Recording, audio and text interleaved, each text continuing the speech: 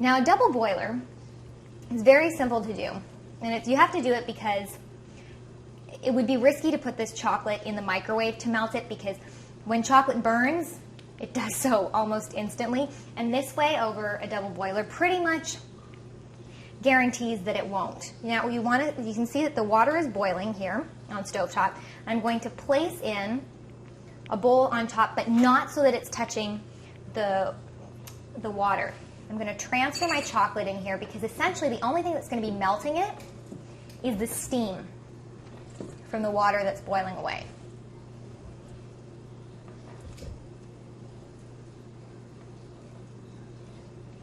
So bring it all in there.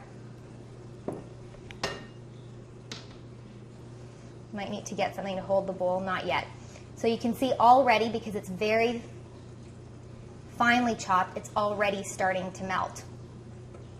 So really watch it, stir it constantly until it's completely smooth, and then we'll be ready to dip the strawberries.